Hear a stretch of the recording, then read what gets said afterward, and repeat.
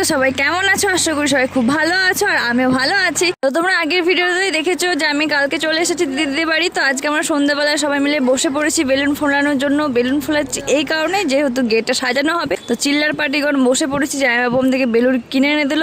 আর এটা হচ্ছে আমার বোন, ও একটা বেলুন ফোলায়নি, জাস্ট অভিনয় করছিল যে বেলুন ফোলাচ্ছি বলে। তো তোমরা আগের ভিডিওটা যারা যারা এখনো দেখোনি তারা গিয়ে দেখে নাও আমার চ্যানেলেতে। তো এখানে দেখো কত কালারিং কালারিং বেলুন আছে। তো এগুলো আমি নিয়ে নিচ্ছি হাতে ঝিলঝিলিনি, এবার গেটের মধ্যে সাজানো হবে। তো তারপর আমরা সাজিয়ে নিচ্ছি। তো আমার চ্যানেলটাকে এখনো পর্যন্ত যারা সাবস্ক্রাইব করনি গিয়ে করে নাও।